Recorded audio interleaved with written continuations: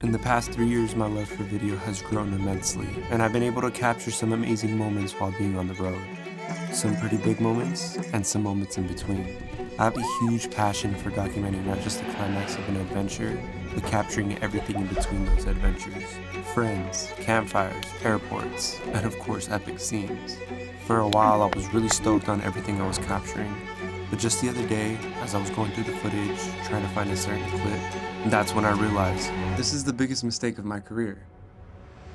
Going through countless hard drives, spending hundreds of dollars on hard drive after hard drive, I realized that I had absolutely no structure while filmmaking, and all I was doing was going out there, getting a ton of footage, coming home, and dumping the footage to only make a 15-second reel of what I did. And out of the 2 terabytes of footage that I captured, it's most likely never going to see the light of day. Okay, in this video, I'm going to teach you how not to be like me and make the biggest mistake I've made on my journey as a filmmaker. And I'm going to break it down to you in 3 different parts. 1 is going to be pre-production, 2 is going to be the hard drives I use and the ones to stay away from, and 3 is going to be file media management. And that's going to be a huge game changer if you don't know how to store away your files, trim them, and delete the unused footage, because we've all done this before and we just dump, import, and we just rack up on storage, and throughout the years, it's going to catch up to you. So let's jump in. In the past, I've always just had the idea to go to a cool location and just make cool stuff with no thought about what I'm going to do with it after.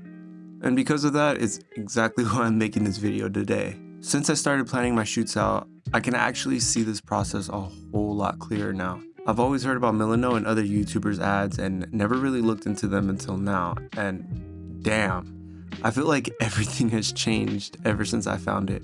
This is not an ad at all, I'm just so inspired getting to see my ideas laid out even before I shoot, but Milanote was kind enough to give me a code for you guys to save on it, and honestly I highly recommend it. Let me show you how I'm using it. Okay, right off the bat, Milanote is literally made for everyone. The interface is super simple to use. You have built-in templates for just about any category for content creation. All you gotta do is just drag and drop and start crafting your board. And one of the coolest parts of Milanote is being able to drop inspiration from anywhere on the internet, such as links, photos, videos, and music. Having this all in one place saves so much hassle. You can collaborate with the homies and let them add to the projects. This is so crucial for the future of my filmmaking, bringing other people on board and showing them what my vision looks like instead of trying to figure out the right way to explain it. I'm using Milanote to construct my first film ever about storm chasing, and it's really helping a whole lot because I have a few other people coming with me and the vision and mood needs to be clear. Like for instance, one of the interviews is going to be in an abandoned house in the Midwest, and that could be interpreted into a lot of different ways. So when I show them this, it all makes sense.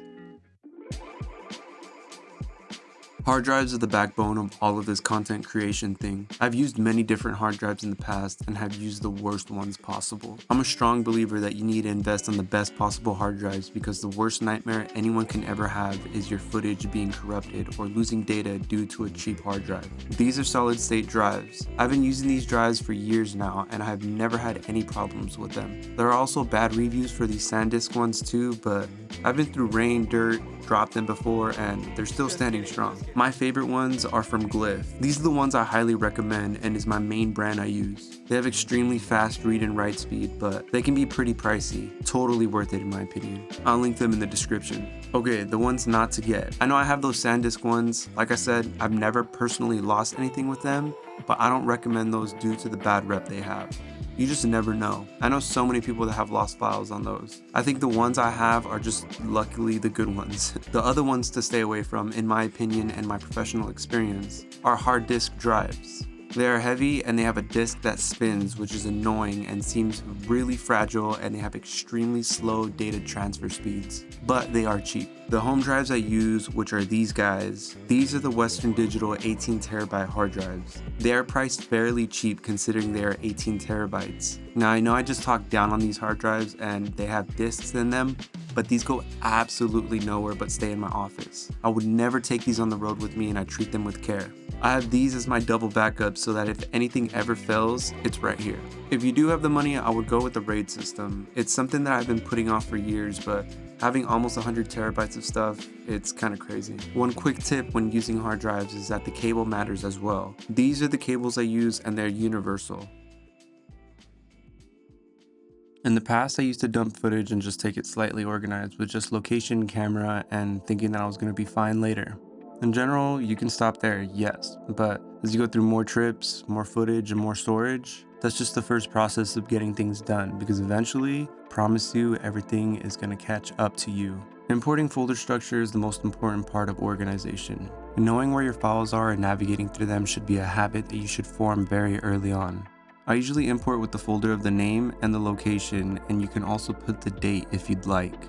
Occasionally I shoot with a lot of different people, so importing their footage and using multiple cameras can be a hassle if you don't have structure. I organize them by camera and sometimes day I shot them, but having too many folders can be so frustrating at times, so I'll just put them all together. However, if you're shooting a documentary or a vlog, I highly suggest naming them by date. Okay, now that you have your footage organized, what we're gonna do is go into DaVinci, go to the top left right here, and minimize DaVinci. And what you'll do is you'll grab and you'll drag and drop it into the master right here inside the edit tab. And what it will do, it will organize everything the way you had it in your folder structure. And that honestly, it's saved me so much time when I found that out. Create a new timeline. So for this one, we'll just name Panorama Ridge Trimmed. And what I'm gonna do is I'm gonna grab my, let's just say C70 footage, grab them all and drag and drop on my trimmed timeline.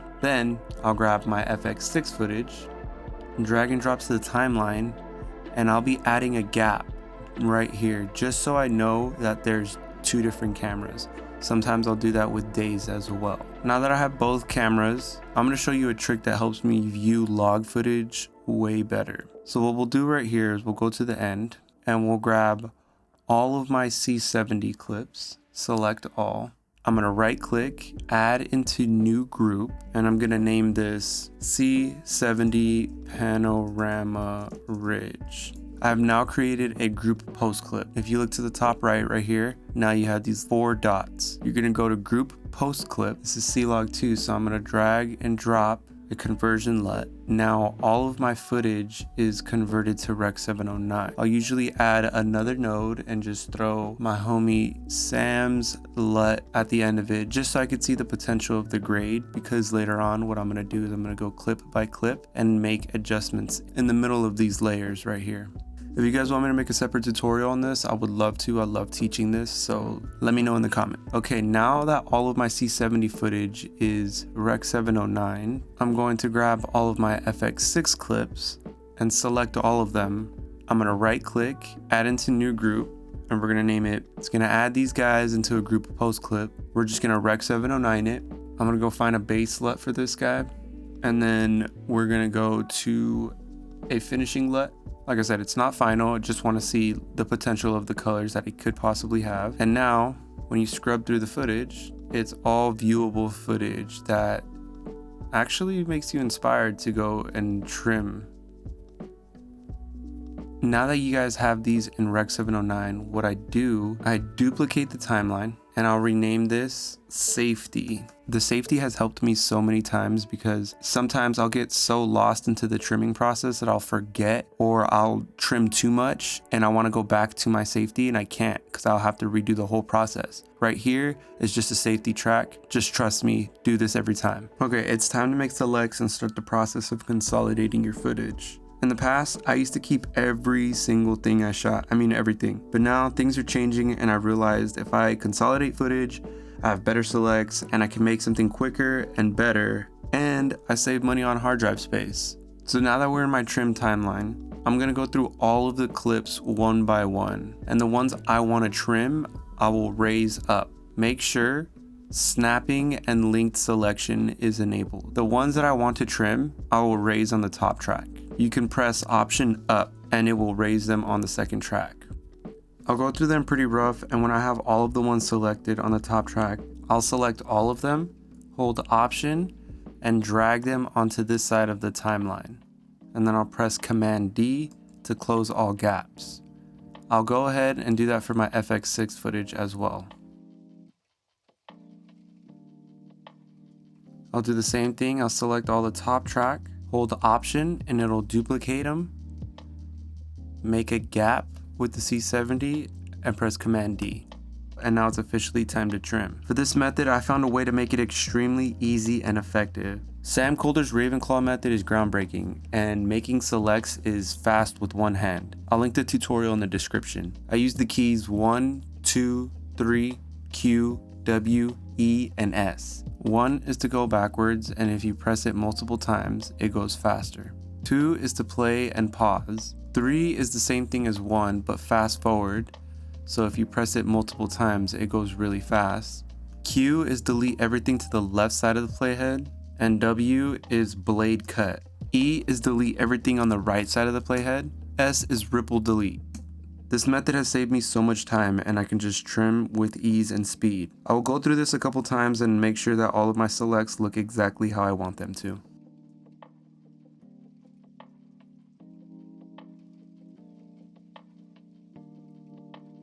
Okay, once I have all of that ready, I have all of my selects nicely trimmed right here. What I'll do is delete all of this footage right here. Don't worry, we have our safety track. Drag these guys over here. We're gonna select all of the footage. What I really love about DaVinci is this file media management tool. What we're gonna do is we're gonna go to clips, and we're gonna put selected timeline clips. And we're gonna go to used media and trim keeping. We're gonna click that on 24 frame handles. What this means is basically adding a 1 second leeway from the in and out of your clip. Let's just say you trimmed very tight. What this will do is add some extra footage to your trimmed clip during the export. We're gonna click use project name subfolder and then preserve hierarchy to 0 folder levels. For this instance, we're gonna put it back into the same folder of your original footage so you could have everything organized. We're gonna start it, and it's honestly a really quick process. Look how fast it's going. So basically it was 112 gigabytes normally, and what you made it into and you consolidated it is 26 gigabytes. Now we're gonna go to File, Export, Timeline, go to the original folder, and what we're gonna do is we're gonna click Save. Now, what you could do is you could delete this, you could cancel out of your timelines. We're gonna go to what we just exported right now. We're gonna go to volumes. I know it has a lot of folders, but we're gonna delete those folders right now. We're gonna drop both of the cameras, the FX6 and the Canon C70, onto the main folder. And what we could do is we could grab all of these 4 guys right here, new folder, and just put Panorama Ridge trimmed, and you could put this guy into green. Let's delete that folder with a lot of folders because we don't need that. Now, open back up DaVinci. You could delete this folder, make sure you're in the edit tab and click under the master. Let's do the same thing we did in the beginning. Drop it in the master and voila, there you go. All of your trimmed selects. Let's throw a new bin up in here and name it timelines. And we'll put Command I, open up that timeline, and there you go. You have all of your selects trimmed and consolidated. You can go to the original and delete this, and you go to your trash and you empty trash, and it'll free up all of the storage into your hard drive.